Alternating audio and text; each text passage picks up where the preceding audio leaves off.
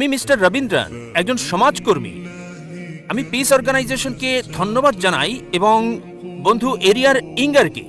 আমি ইতিমধ্যে বিষয়গুলো উল্লেখ করেছি আমার জার্নালে সর্বশক্তিমান এক ঈশ্বর প্রসঙ্গে। আমার একটি প্রশ্ন, ইসলামের অলৌকিকত্ব কি? যেমন সং অফ সলোমন 5 অধ্যায় 16 অনুচ্ছেদে আছে। আমি জানতে চাই, অনেক ধর্মই অলৌকিক অলৌকিক বলে থাকে, তাই আমি ইসলামের অলৌকিকত্ব জানতে চাই। ভাই প্রশ্ন করলেন যে ইসলামের অলৌকিকত্ব কি, আর উদ্ধৃতি দিলেন সং অফ সলোমন 5 অধ্যায় 16 অনুচ্ছেদ। সং অফ সলোমন হলো বাইবেলের অংশ। সং অফ সলোমন বাইবেলের ওল্ড টেস্টামেন্টে আছে, হিব্রুতে আছে। হিক্কুম মিতাকিম বিকুল্লি মুহাম্মাদিম জাইদুদি জাইরাই বাইনা জেরুসালেম। এটা হিব্রু ধৃতি, আমি মূল থেকে বলছি কারণ অনুবাদ ভুল হতে পারে। হিক্কুম মিতাকিম বিকুল্লি মুহাম্মাদিম জাইদুদি জাইরাই বাইনা জেরুসালেম, যার অর্থ সে অতি মনোরম, সে প্রশংসিত, সে আমার প্রিয়। হে ইসরায়েলের সন্তানেরা, মূল থেকে বলছি কেন? কারণ মূল শব্দটা হচ্ছে মুহাম্মাদিম। হিব্রু ভাষায় ইমযুক্ত করা হয় সম্মান বোঝাতে গিয়ে। মুহাম্মাদের সাথে ইমযোগ করলে হবে মুহাম্মাদিম। যেমন এল্লো মানে ঈশ্বর, এলোহিম ঈশ্বরের প্রতি সম্মান বোঝায়। আর বাইবেলের অনুবাদের মধ্যে এই প্রপার নাউন মুহাম্মাদের অনুবাদ করেছেন অতি মনোরম।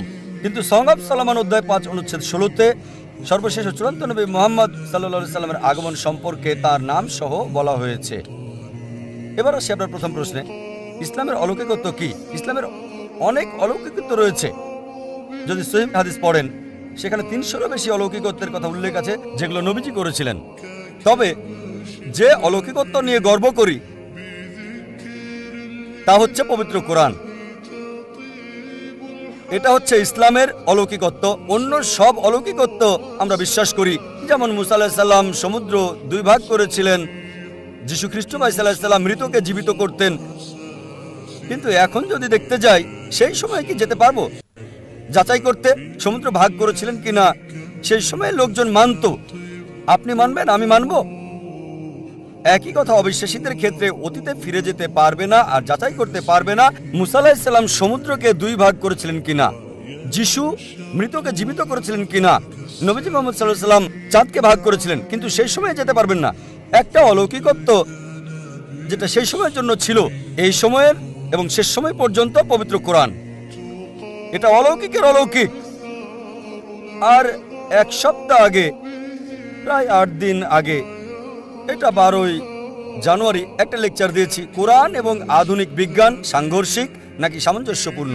আর প্রমাণ করেছি এই কোরআন অলৌকিকের অলৌকিক। এটা শুধু অলৌকিক নয়, অলৌকিকের অলৌকিক। এটা সব সময়ের অলৌকিক। আগের সময়টা ছিল অলৌকিকত্বের, সেই সময় প্রমাণ করেছে। তারপর সাহিত্য এবং কবিতার যুগ আসলো। কোরআন হলো সবচেয়ে উত্তম সাহিত্য এই পৃথিবীর বুকে, মুসলিম এবং অমুসলিম আরবি বিশেষজ্ঞদের মতে। এখন যদি কোনো ধর্মগ্রন্থ কাব্যিক ভাষায় বলে পৃথিবী সমতল, বিশ্বাস করবেন? উত্তর হচ্ছে না। কারণ এখন সময়টা সাহিত্য আর কবিতার নয়, এখন বিজ্ঞান আর প্রযুক্তির যুগ। তাই 8 দিন আগে আমি প্রমাণ করেছি কোরআন 1400 বছর আগে যা বলেছে, বিজ্ঞান সেটা এখন আবিষ্কার করেছে। 20 বছর আগে, 50 বছর আগে, 100 বছর আগে, 200 বছর আগে। কে কোরআনে এসব কথা বলেছে?